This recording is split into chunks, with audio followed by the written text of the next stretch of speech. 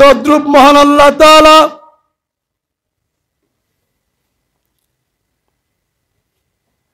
একজন দানশীল ব্যক্তিকে ডেকে বলবেন জাহান্নামে চলে যাও। দানশীল ব্যক্তি বলবে, হায় আল্লাহ, জীবনের হায়াতে জিন্দেগিতে লক্ষ লক্ষ টাকা মসজিদ মাদ্রাসা নির্মাণ করার জন্য ব্যয় করলাম, রাস্তাঘাট কালভার্ট, এতিম অসহায় বিধবা দুস্থ মানুষের সেবায় লক্ষ কোটি টাকা খরচ করলাম। উলামায়ে কেরাম কুরআন এবং হাদিসের রেফারেন্স দিয়ে বলেছিল, দান করলে এই সওয়াব আল্লাহ তাআলা দানের ওসিলায় জান্নাত দান করবেন, এই পাইবা। এত লক্ষ কোটি টাকা দান করার পরেও আজকে আমি নিঃস্ব, আমার আমলনামার মধ্যে কোনো দানের সওয়াব নাই, আমাকে জাহান্নামে যাওয়ার জন্য বলতেছেন। কারণ কি? মহান আল্লাহ তাআলা তখন ডেকে বলবেন, এই দানশীল, তোর মনকে তুই জিজ্ঞেস কর, তুই জমিনের মধ্যে থাকা অবস্থায় দান করেছিলি কি আমার জন্য নাকি লোক দেখানোর জন্য? আসেনি এরকম দানশীল? মাহফিলের মধ্যে দান করে অনেক দানশীল, বক্তা সাহেবের মারহাবা নেওয়ার জন্য, ঠিক কিনা কথা বলেন? হানা বলবেন, বললেন না কেন? ঠিক না ঠিক? যদি মারহাবা কম হয়ে যায় লোক পাঠায় দেয়, আবার দ্বিতীয়বার বলা, 5 বার বলা, 10 বার বলা। যেহেতু আজকের মাহফিলের মূল আকর্ষণ আমি সবচেয়ে বড় দানবীর, লক্ষ টাকা দান করেছি, আমার জন্য শুধু মারহাবা দিলেই হবে না, পার্সোনাল হাত তুলে দোয়া করতে হবে বাধ্য করে বক্তাকে, ঠিক কিনা? আপনারা বলেন, এই দানশীল কি আল্লাহর জন্য দান করলো নাকি মারহাবা নেওয়ার জন্য দান করলো? পাবলিসিটি, পাবলিকের বাহবা নেওয়ার জন্য দান করলো, আল্লাহর জন্য একটি টাকাও দান করলো না। এরকম দানশীলকে আল্লাহ তাআলা ডেকে বলবেন, তুই মারহাবা নেওয়ার জন্য দুনিয়াতে দান করেছিলি, হাজারো মানুষ একসাথে লিল্লাহি তাকবীর বইলা মারহাবা আহলান সাহলান, মারহাবা তয়্যিবাতান, ওয়েলকাম, সুস্বাগতম ইত্যাদি সব কিছু তোকে বলে দিয়েছে। দুনিয়ার মধ্যে তোর যেটা চাহিদা ছিল পুরাপুরি তুই পায়ে গেছস, আমার দরবারে তোর দানের বিনিময়ে একটা সওয়াব হয় নাই, সোজা চইলা যা জাহান্নামের দিকে। নাউজুবিল্লাহ বলেন। তদ্রুপ একজন বক্তাকে ডেকে বলবেন, বক্তা জাহান্নামে যাও। আমরা ধরা খাইছি অনেকে, বক্তাকে ডেকে বলবে তুমি, তোমার জাহান্নাম ফয়সালা হয়ে গেছে। বক্তা ডেকে বলবে, মাওলায়ে কারিমে কেমন কথা, সারাটা জীবন ইসলামের জন্য অক্ষ করে দিলাম, শীতের মৌসুম আসলে বাংলাদেশের রুসুম সিস্টেম, 3-4 মাস লাগাতার বিছানায় পিঠ লাগাইতে পারি না, বাসার খাট কেমন দেখা যায় চিনি না, রাস্তায় রাস্তায় জীবন দিয়ে দিলাম, গাড়ির মধ্যে রেস্ট নিলাম, রাত দিন একাকার করে 1 থেকে 3টা 5টা মাহফিল করলাম, শুধু আল্লাহ বলা মানুষগুলিকে তোমার সাথে মিলিয়ে দেওয়ার জন্য। আমি হাজার লক্ষ মানুষের সামনে 30, 40, 50 বছর বয়ান করলাম কোরআন হাদিস রাইখা, আজকে বলতেছো জাহান্নামে যাব, কারণ কি? তখন আল্লাহ তাআলা বলবেন, বেশি কথা কবি না, কথা কইলে আগুনের কেসিতে জিহ্বাটা আগে কাটবো। তোর মনকে জিজ্ঞেস কর বক্তা, তুই কি মূলত আমি আল্লাহকে রাজি এবং খুশি করার জন্য কোরআন হাদিস শিখেছিলি নাকি? প্রথম শিখাই তো গলত ছিল, তোর উদ্দেশ্য ছিল মাদ্রাসায় পড়াশোনা করব, কণ্ঠ আল্লাহ তাআলা ভালো দিয়েছে, যদি একবার বক্তা হইতে পারি, মাঠের মধ্যে যদি কবুল হতে পারি, প্রতি নাইটে 50-1 লাখ, ঠিক কিনা? যদি 2টা 3টা করতে পারি তাহলে 1.5 লাখ 2 লাখ আছে কিনা বাংলাদেশে? আমার কাছে অবাক লাগে, এত গলার উপরে প্রেসার দিয়ে 3টা 5টা মাহফিল কেমনে করে বক্তা, এত দরকারটাই বাকি। আবার অনেক আল্লাহর বান্দা হেলিকপ্টার ছাড়া মাহফিলে যাওয়ার কায়দা। কষ্টের সাথে বলতেছি, আমরা প্রফেশনাল কোনো বক্তা হই নাই, এদিকে ইচ্ছাও নাই। আপনাদের সামনে আজকে বলতেছি, যদি আবুল বাশার নাগরপুরি ছাত্র জমানা থেকে চেষ্টা করতো বক্তা হবে, টাকা ইনকাম করবে, এই নিউজ যদি থাকতো আর প্রচেষ্টা থাকতো, তাহলে অন্য 10 জন প্রফেশনাল বক্তার মতো আবুল বাশার নাগরপুরি ময়দানে ডেলি 2-3টা ওয়াজ করতো। এটা ঠিক বলা লাগবে না আপনাদের, কারণ মনের ভিতরে ফিলিংস পয়দাই হয় নাই। ওস্তাদরা সব সময় বলেছেন বাবা কোরআন এবং হাদিস শিখবে একমাত্র কাকে খুশি করার জন্য। যদি কোরআন এবং হাদিস শেখো মাকসাদ হয়, উদ্দেশ্য হয় টাকা ইনকাম, তাহলে তোমার বাবা মাদ্রাসায় পড়াশোনার দরকার নাই, স্কুল কলেজ ইউনিভার্সিটি দিকে পড়াশোনা করো। কারণ স্কুল কলেজে যারা পড়ে তারা কোনোদিন আখিরাতের জন্য পড়াশোনা করে না, ভালো একটা ক্যারিয়ার গড়ার জন্য স্কুল কলেজে পড়ে। ঠিক কিনা কথা বলেন?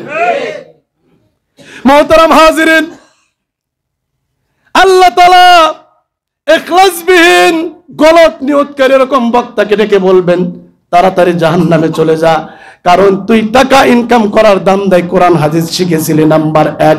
2 নাম্বারে কত কষ্ট করে মানুষ টাকা পয়সা জোগাড় করতো, 10-এর কাছে 8 দিলে তোর চেহারার দিকে তাকানো যাইতো না। আছে কিনা কথা বলেন? কে খুশি কে বাজার আমার দেখার দরকার নাই। হাজী শব্দের মাতবর কান্দি নিবাসী আজীবন আপনাদের মসজিদে থাকবো না, ঠিক কিনা কথা বলেন? কিন্তু হক কথা যতক্ষণ বাকি আছে আমার এখানে রিজিক, অতক্ষণ বলেই যাব। আপনি খুশি না বেজার দেখার টাইম কথা বলেন না কেন? কারণ আমার আলোচনার প্রতি যদি আমার মালিক খুশি হয়ে যায় তাহলে আমার কামিয়াব। আপনারা যদি সকলেই বেজার হয়ে যান তাতে আমার কোনো আপত্তি নাই। আপনাদের সবাইকে খুশি করে আলোচনা করলাম, কিন্তু মালিক বলল সুকান তোর আলোচনা আমি সন্তুষ্ট হইতে পারলাম না। তুই ডানে তাকায় আলোচনা করলি, বামে তাকায় আলোচনা করলি, সামনে তাকায় আলোচনা করলি, তুই তো ব্যক্তি পূজারি, ব্যক্তির দিকে তাকায় তাকায় কোরআন হাদিসের সহি কথাগুলি তুই গোপন করলি। তুই হইলি একটা বোবা শয়তান। তোকে হাজী শব্দের মাতবর কান্দি পদ্মা সেতু এলাকার সমস্ত মানুষ বাহবা দিতে পারে, নারায়ে তাকবীর দিতে পারে, কিন্তু আমার দরবারে তোর আলোচনার 5 পয়সার ভ্যালু নাই। তাহলে বলেন তো আমি বাঁচতে পারবো কিনা?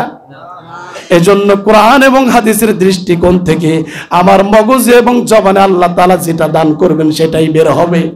ঠিক আছে নি? সমস্যা নেই কোনো? বলতেছিলাম বক্তাকে আল্লাহ তাআলা জাহান্নামে পাঠাবেন উদ্দেশ্য গলত থাকার কারণে। হায় রে, কষ্টের সাথে কথা এসে গেল না বলে পারি না। একটা বড় বক্তা সাহেব, আমি কারো নাম নিতেছি বলেন, তাহলে তো সমস্যা নাই। কিছু কিছু বক্তার দৃশ্য দেখা কষ্টে বুকটা ফাইটা যায়। ছোট ছোট মাদ্রাসার ছোট ছোট বাচ্চাদেরকে দিয়া দোকানপাট গ্রামগঞ্জ হাট বাজার কালেকশন করে 10 টাকা 5 টাকা, ঠিক কিনা কথা বলেন? কে না কে মাঠঘাট চইসে বেড়ায়া, উদ্দেশ্য হলো মাহফিলের উসিলায় যদি কোনো একটা ব্যালেন্স হয় তাহলে সারা বছর বাচ্চাদের খাবারের একটা ব্যবস্থা হবে, স্টাফ শিক্ষক আছে এদের একটা বেতনের ব্যবস্থা হয়ে যাবে, ঠিক কিনা কথা বলেন? অথচ এই 10 টাকা 20 টাকা 50 টাকা মাসব্যাপী কালেকশন কইরা প্রধান বক্তার হাদিয়া লক্ষ টাকা। হেলিকপ্টার ছাড়া বক্তা আসে না, ঠিক কিনা কথা বলেন? আমার বুঝে আসে না এত হেলিকপ্টারের কি দরকার, এত ভিআইপি বিমানের কি দরকার? হেলিকপ্টারেও যায় বিমানেও যায়। হ্যাঁ, আপনার সময় যদি সেভ করার জন্য প্রয়োজন পড়ে আমি হেলিকপ্টার বিমানের বিপক্ষে না, কিন্তু আপনি লিমিট মতো হাদিয়া নেন, ঠিক কিনা কথা বলেন? আপনি যতটুকু প্রয়োজন ততটুকু নেন। একটা বড় আপনি বক্তা মানুষ ওয়াজ করেন, একটা বড় খেয়াল করেন না এই যে আমি 1 লক্ষ টাকা ডিমান্ড মিটাইলাম, 1 লক্ষ টাকার কম হইলে আমি ওয়াজে যাই না। অনেক সময় দেখা যায় কি বক্তারা, অনেক বক্তা কোনটা কি বক্তা 50,000 60,000 অ্যাডভান্স নেওয়ার পরে মাহফিল ক্যান্সেল করে, মিস করে, এ টাকা ফেরত পর্যন্ত দেয় না। আছে কি নাই কথা বলেন? এরা কিসের ওয়াজ করে? এদের ওয়াজে মানুষ হেদায়েত পাবেই বা কিভাবে? আমি কাউকে নাম ধরে ছোট করে বলতেছি না, একটা বড় তারা চিন্তা করে না, ঠান্ডা মাথায় ভাবে না আমাকে যে 50,000 80,000 1 লক্ষ 2 লক্ষ টাকা হাদিয়া দেয়, এই টাকাটাকে আসমান থেকে বান্ডিল পড়ছে। এই 1 লক্ষ টাকার একটা বান্ডিল জোগাইতে মাদ্রাসা কর্তৃপক্ষের 12টা বেজে গেছে, ঠিক কিনা কথা বলে? যে দিনের দাওয়াত নিয়ে মানুষের দুয়ারে দুয়ারে तमाम বাংলাদেশ চইসে বেড়াইতেছি, হেলিকপ্টার বিমান প্রাইভেট কারে। সাহাবীদের দিকে তাকাইলে কি আমরা দেখতে পাই? সাহাবীদের জীবনে একজন সাহাবীকে প্রমাণ করতে পারবে। বাংলাদেশের সমস্ত বক্তাকে যদি প্রশ্ন করা হয় যে একজন সাহাবী জিন্দেগিতে কোনো কোরআন হাদিসের আলোচনা করতে গিয়ে 10টা টাকা কোনো হানে কোনো জায়গায় তারা ডিমান্ড মিটাইছেন, অ্যাডভান্স নিয়েছেন, প্রমাণ আছে? মুহতারাম হাজিরিন, এজন্য আপনাদের মসজিদের আলোচনা শুধুমাত্র মসজিদের মধ্যেই ক্ষান্ত থাকবে না। আমার সাথে যাদের অ্যাড আছে তারা আমার আলোচনা শোনেন, মসজিদের আলোচনা শোনেন, ঠিক কিনা কথা বলেন? সুখবর হলো আজকের আলোচনাও, জুমার আলোচনাও নেটে কিঞ্চিত চলে গিয়েছে। তামাম বিশ্বের বুকে বাংলা ভাষাভাষী অসংখ্য মানুষের মোবাইলের মধ্যে আপনাদের মসজিদের আলোচনা চলে যায়। আলহামদুলিল্লাহ বলেন। এটা প্রযুক্তির নিয়ামত। প্রযুক্তি কি ভালো কাজে খাটাইলে ভালোই হয়। আজকের আলোচনাও রেকর্ড হচ্ছে, বিশ্বব্যাপী চলে যাবে। হয়তো আমি একদিন ইমাম হিসাবে থাকবো না, আপনাদের এলাকায় থাকবে না, এলাকায় আমি থাকবো না, হতে পারে কি পারে না? কথা বলেন। আমার জায়গায় অন্য ব্যক্তি এসে বসবে, কিন্তু যে কয়েকদিন আলোচনা রেকর্ড হইল, এই প্রত্যেকটা আলোচনা আমার জীবনের জন্য স্মৃতি হিসেবে থাকবে। মোহতারাম হাজিরিন, বলতেছিলাম এভাবে বক্তাকে আল্লাহ তাআলা জাহান্নামে দিবেন কেন? নিয়ত কি ছিল? গলত, খারাপ নিয়ত ছিল। খারাপ নিয়ত করে সে বক্তব্য দিয়ে বেড়াইতো, মানুষকে আল্লাহর দিকে ডাকতো, কিন্তু তার ভিতরে আমল ছিল না। আরে কষ্টের সাথে বলি, কত কথা বলবো এই জগতে, কথা বলি শুধু এই জগতে ঘন্টার পর ঘন্টা বলা যাবে। আমি নিজে ভুক্তভোগী। 12 থেকে 13 বছর 2টা প্রতিষ্ঠানের দায়িত্ব পালন করেছি শিবচরে। বক্তা আমি দাওয়াত দিছি না? কথা বলে, আল্লাহ মাফ করুক। 5000 টাকা কম দেওয়া হয়েছে অনুরোধের সাথে। বক্তার গাড়ির ড্রাইভার গাড়ি স্টার্ট দেয় না, গাড়ির চাক্কা করে না, রিকোয়েস্ট করা হয়েছে, ভাই ওইভাবে আদায় হয় নাই, 5000 টাকা কম দেন। 1 টাকা কম হবে না। এটা বক্তা না কসাই বলেন? কথা বলেন না কেন? একটা বড় তাকাইলো না। নতুন প্রতিষ্ঠান, আমার 5000 টাকা যদি আমি এখানে কম নিতে, এমন কি মহামারী, এত টাকাতে তারা কি করে? সব বক্তাকে পাইকারি ধরে বলতেছি না, পুরা কর্তৃপক্ষ বেজার হয়ে গেল যে কি আলেম আনলাম, 5000 টাকা তার জীবনে এত বড় হয়ে গেল। আমরা বলতেছি আমাদের মাদ্রাসার বোর্ডিং চালাইতে পারি না, স্টাফ বেতন বাকি হানতান, এভাবে 5000 টাকা হুজুর আমরা ইচ্ছা করে আপনাকে কম দিলাম, 1 টাকাও কম নেয় নাই। আপনারা আবার ভুল বুঝেন না, নেগেটিভ বলতেছি, পজিটিভ বক্তা আছে কি নাই? যারা কোরআন হাদিসের কথা শোনাইতে ইচ্ছুক, কোনো বিনিময় চায় না, আছে কি নাই? কি দিল কর্তৃপক্ষে তাকায়ও দেখেন, এরকম আছে কি নাই? আর এরা আছে বলেই তো বাংলাদেশ ঠিক আছে, দুনিয়া ঠিক আছে, ঠিক কিনা কথা বলে? আপনি বুজুর্গানে দিন, আল্লাহওয়ালা, এলেমওয়ালা, আমলওয়ালা বক্তা দাওয়াত দিবেন, কোনোদিন টাকা নিয়ে প্রশ্নই করবে না। আর আমরা তো বক্তা তো আমরা খুঁজি ইউটিউবে যায় ভাইরালকে, ঠিক কিনা কথা বলেন? বর্তমান বক্তার যোগ্যতাই হলো ভাইরাল। এলম কালাম আমল আখলাক থাক না থাক, ইউটিউবে ঝড় তুলছে, বাস খালাস, ঠিক কিনা কথা বলেন? অথচ অসংখ্য ওলামা একরাম পর্দার আড়ালে পড়ে রয়েছে। আমি আবুল বাশার নাগরপুরে আমার আলোচনা মিডিয়ায় যায়, এটা আমি পছন্দ করি কয়েকটা কারণে। একটা কারণ হলো আমি প্রথমত যা বলি রেকর্ড করে আমি শুনি, আমার কথার ভিতরে কোনো মিসিং হয়ে গেছে কিনা, যদি হয়ে যায় তাহলে পরিবর্তন করার চেষ্টা করি নিজেকে। প্রত্যেকটা আলোচনা রেকর্ড হওয়ার পরে সবার আগে আমি শুনি, আজকেও শুনেছি। শোনার পরে যদি দেখি যে আমার আলোচনাটা রং হয়ে গেছে, কথাগুলো বলা উচিত হয়নি, সামনের আলোচনা যখন বসবো তার আগে আমি প্রস্তুতি গ্রহণ করে এই ধরনের কথা বলা যাবে। 1 নম্বর কারণ। 2 নম্বর কারণ হলো কথা বলতেছি, সেকেন্ড মিনিট হয়ে সময় চলে যেতেছে, ফিরে পাবো? কথা বলেন। কথা তো বলতেই হবে, শুনতেই হবে। বললাম শুনলাম তো, রেকর্ড করাতে সমস্যা কি? কোনো সমস্যা আমি দেখি না। 3 নম্বর কারণ হলো প্রযুক্তি, এটাও আল্লাহ তাআলার মহান এক নিয়ামত। এই নিয়ামতের কারণে পৃথিবীতে কি একই সাথে তামাম পৃথিবীতে সূর্য ওঠে আর ডোবে? কম বেশি আছে কিনা কথা বলেন? আমার এক স্নেহের ছাত্র কথায় কথা আসে, মাগরিবের 3 মিনিট আগে ফোন দিছে ইটালি থেকে, ওদের জুমার নামাজের প্রস্তুতি। তো আমাকে 2-3 দিন আগে থেকে ওয়েটিং এ রাখছে, হুজুর আমি শুক্রবার আপনার সাথে কথা বলবো। আমার ছাত্র শিবচর বাড়ি। তো জুমার দিন ছাড়া আমার এত পেশার, আমি যে ফ্যাক্টরিতে ইটালিতে চাকরি করি, মালিক সার্বক্ষণিক স্বয়ং মালিক সেখানে বসে থাকে, এজন্য মোবাইলে যত রিং আসুক রিসিভ করার কায়দা নাই। হুজুর আপনার সাথে দীর্ঘদিন কথা বলি না, একটু কথা বলবো, আপনি কেমন আছেন, আমি কেমন আছি জানাবো। তো শুক্রবার আমাকে কয়েকদিন যাবত ওয়েটিং এ রাখছে। আমিও বলছি বাবা আমিও খুব ব্যস্ত থাকি, সমস্যা নাই, তুমি আমাকে এনি টাইম ফোন দিতে পারো, কিন্তু আমি প্রবাসে, আমার ছাত্র আছে ডজন ডজন, ইউরোপের বিভিন্ন দেশে, স্পেনে, গ্রিসে, ইটালিতে, বিভিন্ন দেশে, যাই হোক। তো ওদেরকে আমি কোনো সময় নক করি না, ডিস্টার্ব হবে বলে। যে কথার থেকে কথা আসলো, আমি বললাম তোমার ওখানে বাজে কত এখন, তুমি জুমার নামাজের কথা বলতেছো, আমি এখন 2 মিনিট পরে মাগরিবের আজান দেব। বলতেছে হুজুর 5 ঘন্টা কম বেশি। কয় ঘন্টা? এই তো ছুটি পাইছি জুমার নামাজের জন্য, একটু বেশি টাইম দেয় মুসলমান যারা ওয়ার্কার থাকে, শ্রমিক থাকে, এদের জন্য। এই এক সপ্তাহ আমরা কি করি, ওয়েটিং এ থাকে। আপনজন মনের মানুষ, মনের সাথে যাদের আন্তরিকতা আছে, যাদের একটু খোঁজ খবর নেওয়া দরকার, এই 1 সপ্তাহ বাদে শুক্রবারে যে জুমার নামাজের জন্য একটু লম্বা টাইম পাই, এই টাইমটাই আমরা কুশল বিনিময় করি। যে কথা থেকে কথা আসলো সেটা হলো প্রযুক্তির কল্যাণে আমরা যেখানে যখনই রাত দিন হোক, তাদের সময় অনুযায়ী আমাদের বাংলাদেশি অসংখ্য ওলামা একরামের আলোচনাগুলি বিভিন্ন দেশে তারা থেকে শুনতে পারে কি পারে না, কথা বলেন। মোহতারাম হাজিরিন, বলতেছিলাম ইখলাসবিহীন কোন আমল আল্লাহর দরবার কবুল হবে?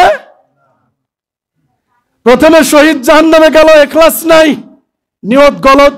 2 নম্বরে দানশীল জাহান্নামে গেল, নিয়ত গলত। 3 নম্বরে বক্তা সাহেব কোথায় গেল, কথা বলেন, জাহান্নামে গেল। এভাবে পর্যায়ক্রমে যাদের নিয়ত গলত থাকবে, প্রত্যেক গলত নিয়তওয়ালা ব্যক্তিকে আল্লাহ তাআলা ডেকে ডেকে জাহান্নামে পাঠিয়ে দিবেন। নাউজুবিল্লাহ, জোরে বলে। তাহলে আমরা যা কিছু করব আগে নিয়ত পরিশুদ্ধ করে নেব ইনশাআল্লাহ। হাইছেন না? আজকে আমরা শবে বরাতের নামাজ পড়তে আসছি। শবে বরাতের রাত্রিতে ইনশাআল্লাহ অধিকাংশ মসজিদে জিলাপি, আমিত্তি, মিষ্টির সরাসরি আছে কি নাই? এক সময় হালুয়া রুটি ছিল, ওলামা একরামের ওয়াজের কারণে হালুয়া রুটি এখন নাই বললেই চলে। হয়তো কোনো জায়গায় বাংলাদেশের কোনো প্রান্তে থাকতে পারে, কিন্তু হালুয়া রুটির যে একটা প্রচলন আমার ছোটকালে দেখেছি, এখন কি ঘরে ঘরে সেটা আছে? হ্যাঁ, ধুম পড়ে যেত হালুয়া রুটির জন্য। হালুয়া রুটি নিয়ে কথা বলার দরকার নাই, যেহেতু এই বদরসম বিলুপ্ত হয়ে গেছে, কথা বলার দরকার নেই, আলহামদুলিল্লাহ বলেন। কিন্তু এই শবে বরাতের রাত্রিতে মিষ্টি থেকে শুরু করে জিলাপি, আমিত্তি কম বেশি আছে কি নাই? আমরাও ওলামা একরাম একেবারে নিষেধ করি না, আবার খুব বাহবাও দেই না। এই জিলাপি আমিত্তির লোভে হয়তো বাচ্চারা আসতে পারে, স্বাভাবিক, কিন্তু আমরা কি কোনো বড় মানুষ এই লোভে করে আসছি? কথা বলেন। আমরা আসছি একমাত্র রেজায়ে মাওলা, আল্লাহ তাআলাকে কি করার জন্য? খুশি করার জন্য। তো আর কথা লম্বা করব না, মেরাজের আলোচনা থেকে ওই আলোচনায় চলে গিয়েছিলাম। মেরাজ টাইম ফিনিশিং দিয়ে দিচ্ছি, তারপরে সর্ববরাত নিয়ে কয়েকটা কথা বলে আলোচনা শেষ। সেটা হলো আল্লাহ রাসূল সাল্লাল্লাহু আলাইহি সাল্লামকে আল্লাহ তাআলা জান্নাত, জাহান্নাম, ইবাদতের পুরস্কার, পাপের শাস্তি সব দেখাইলেন। আল্লাহ তাআলার বাসভবনে নিয়ে গেলেন। আল্লাহ তাআলা যেখানে তার আরশ আজিম, সেখানে নিয়ে সামনাসামনি বসায়া লম্বা সময় কথা বললেন। কথা বলার পরে যখন বিদায় মুহূর্ত, তখন আপনারা বলেন, আমি বলবো না, আল্লাহ রাসূল সাল্লাল্লাহু আলাইহি সাল্লামকে উপহার হিসেবে কি আল্লাহ তাআলা দান করলেন? না না, নামাজ। নামাজ, সবাই বলেন কি? নামাজ। আলহামদুলিল্লাহ, আনসার সঠিক। কয় ওয়াক্ত নামাজ? না, এটা আনসার ভুল। এইবার সঠিক বলেছেন, মুখস্থ মেরাজের আলোচনা করতে করতে শুনতে শুনতে। প্রথমত কয় ওয়াক্ত নামাজ? রাসূল কারীম সাল্লাল্লাহু আলাইহি ওয়াসাল্লামের সফর শেষ, জান্নাত, জাহান্নাম, পুরস্কার, শাস্তি সব কমপ্লিট। অতঃপর আল্লাহ তাআলার থেকে বিদায় নিয়ে দুনিয়ার জমিনে ফিরে আসবেন। আল্লাহ তাআলার জন্য রাসূল কারীম সাল্লাল্লাহু আলাইহি সাল্লাম পুরস্কার নিয়ে গেছেন। আল্লাহর নিকটে যখন চলে গেলেন, আল্লাহর রাসূলকে ডাইকা বলেন, হাবিব আমার জন্য কি পুরস্কার নিয়ে আসছেন? রাসূল কারীম সাল্লাল্লাহু আলাইহি সাল্লাম বলেন, আমি তেমন কিছুই আনতে পারি নাই। পড়লেন, আমার সাথে সাথে পড়েন, আত-তাহিয়াতু লিল্লাহি ওয়াস-সালাওয়াতু ওয়াত-তাইয়্যিবাত। আল্লাহর রাসূল সাল্লাল্লাহু আলাইহি সাল্লাম বললেন, মাবুদ গো, তোমার জন্য কিছুই আনতে পারি নাই। আত-তাহিয়াতু লিল্লাহি ওয়াস-সালাওয়াতু ওয়াত-তাইয়্যিবাত, আপনার জন্য নিয়ে এসেছি আমার জীবন মরণ, আমার যত ইবাদত বন্দেগী, শারীরিক মানসিক যা কিছু ইবাদত বলতে বোঝায়, সব কিছু আপনার জন্য হাদিয়া নিয়ে এসেছি। লম্বা কথা কেন রাখলাম? আল্লাহ তাআলার জন্য আল্লাহ রাসূল সাল্লাল্লাহু আলাইহি সাল্লাম তার জীবনটাই অক্ষ করে দিয়েছেন। আল্লাহ তাআলা খুশি হয়ে গেলেন। ফেরার পথে বলে, বন্ধু আপনি তো আপনার জীবনটা আমার জন্য অর্পণ করে দিয়েছেন, সমস্ত ইবাদত বন্দেগী আমার জন্য আপনি দান করে দিয়েছেন, তো আপনি এখন পৃথিবীর মধ্যে ফিরে যাবেন, আপনাকে আমি কি হাদিয়া দেব? বন্ধু হে, আপনাকে আমি হাদিয়া দিচ্ছি, যে হাদিয়াটা কেবলমাত্র শুধুমাত্র আপনাকে এককভাবে দেব না, আপনার উম্মত কিয়ামত পর্যন্ত যত আসবে, হযরত ইসরাফিল আলাইহিস সালাতু ওয়াস সালাম বাঁশিতে ফুৎকার দেওয়ার আগ পর্যন্ত, অর্থাৎ কিয়ামত সংগঠিত হওয়ার আগ পর্যন্ত আনেওয়ালা সমস্ত উম্মতদের জন্য আমি একটা হাদিয়া রেডি করে রেখেছি।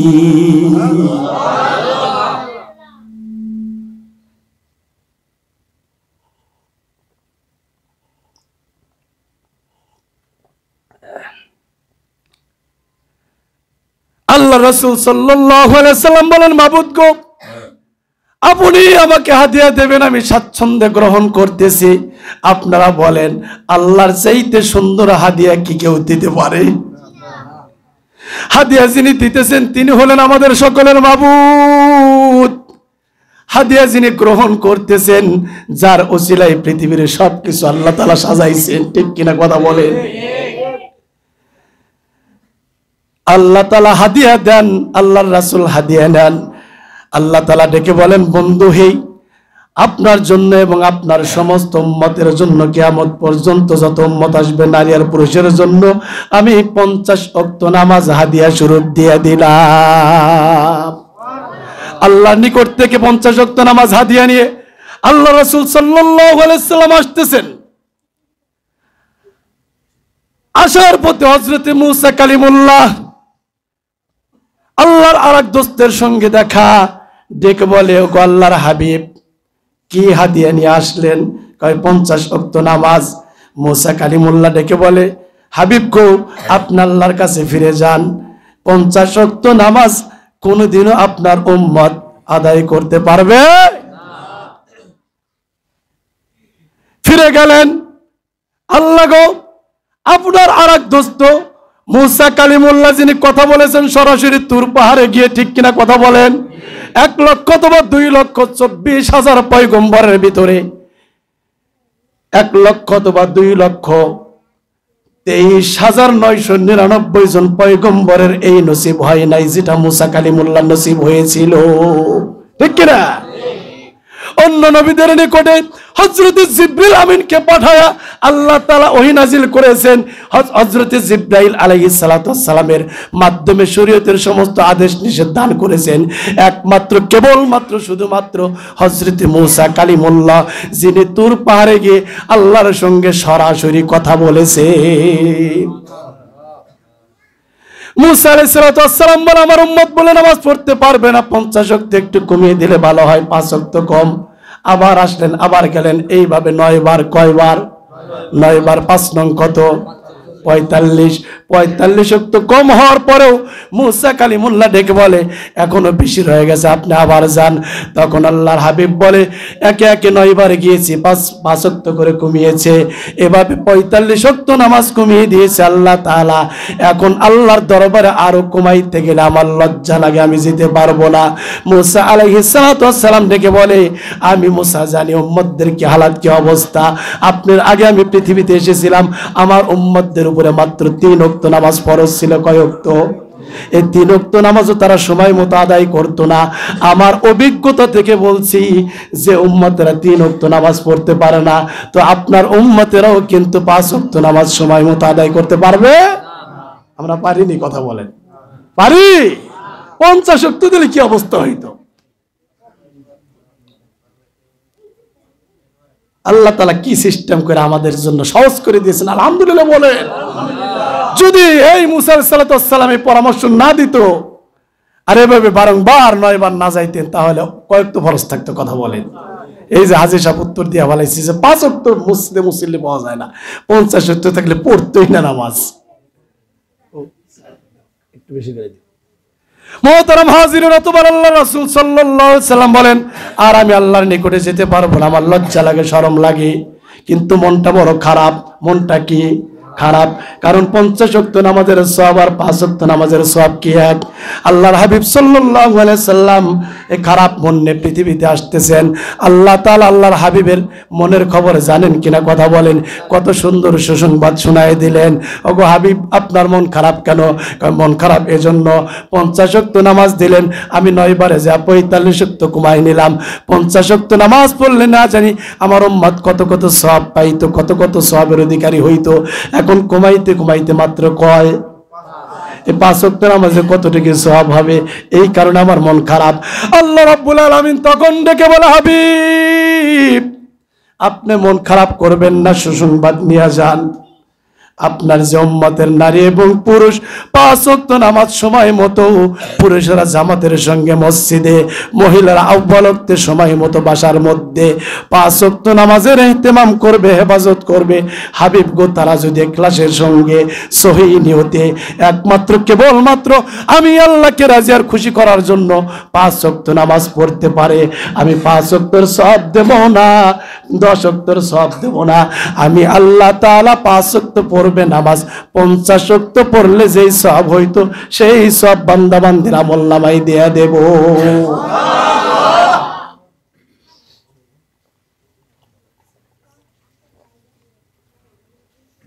তাহলে নামাজ পড়বো কয়েক? তো সওয়াব কয়েকটির করবো তো ইনশাল্লাহ, নাকি সবে বরাত গেলে নামাজও শেষ? হ্যাঁ, অনেকে ফোনও করছে, সরাসরি জিজ্ঞেস করছে হুজুর নামাজ কবে? নামাজ বলতে সে মনে করে সবে বরাতের নামাজ। আচ্ছা বলেন তো, মুসলমানের কি নামাজের নির্দিষ্ট টাইম আছে? 14ই ফেব্রুয়ারি যেরকম মুসলমানদের ভালোবাসা দিবস হতে পারে না, নির্দিষ্ট দিন কোন মুসলমানের ভালোবাসা দিবস হতে পারে, ঠিক তদ্রুপ মুসলমানের কোনদিন নামাজের দিবস হতে পারে না। মুসলমান যতদিন নাকের ডগায় নিঃশ্বাস বাকি থাকবে ততদিন সালাত আদায় করবে কয়েক 24 ঘন্টায়। কথা বলেন। 14ই ফেব্রুয়ারি ভালোবাসা দিবস না আজকে? না, 14ই ফেব্রুয়ারি। মুসলমান ভালোবাসবে, তার সন্তান ভালোবাসবে আব্বা আম্মাকে আল্লাহর জন্য। কার জন্য? সন্তানকে ভালোবাসবে আব্বা আম্মা আল্লাহর জন্য। এটা নির্দিষ্ট কোনো টাইম টেবিল নাই। যখন মন চাবে সন্তানকে বুকে জড়িয়ে ধরবে, বাবা ঠিক কিনা কথা বলেন। আব্বু বলে গালের মধ্যে চুমু দেবে, আব্বুর অসুখ বেশি করে হসপিটালে নিয়ে যাবে। এই ভালোবাসার কোনো লিমিট নাই, কোনো টাইম টেবিল নাই, কোনো সন নাই, তারিখ নাই, ঠিক কিনা? ওস্তাদ ভালোবাসবে সাগরিদকে, সাগরিদ ভালোবাসবে ওস্তাদকে, স্বামী ভালোবাসবে স্ত্রীকে, স্ত্রী ভালোবাসবে স্বামীকে। এভাবে প্রতিটা ভালোবাসা মহব্বত 24 ঘন্টা হর হামেশা আমাদের আছে কি নাই? যারা সারা বছর কোনো ভালোবাসা মহব্বতের তোয়াক্কা করে না, 14ই ফেব্রুয়ারিতে ফুল নিয়ে দাঁড়িয়ে থাকে, বেহায়া নির্লজ্জ, ঠিক কিনা কথা বলে। ওরা মুসলমানের সন্তান হতে পারে না, ওরা ইহুদি খ্রিস্টানদের কালচার নকল করেছে। যদিও নাম কাস্তে মুসলমান, গরুর গোশত ভক্ষণ করে, শবে বরাতের রাত্রিতে 2 রাকাত নামাজ পড়ে, 12 মাস কাল কোনো নামাজ রোজার গন্ধ নাই, কিন্তু তথ্য নিলে দেখা যাবে ওদের ইমানই নাই, ঠিক কিনা কথা বলে।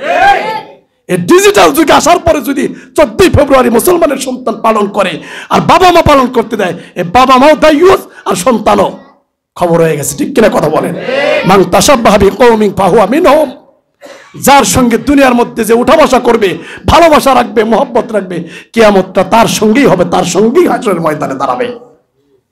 বুঝলে বুঝপাতা, না বুঝলে সুস্পষ্ট বর্ণনা।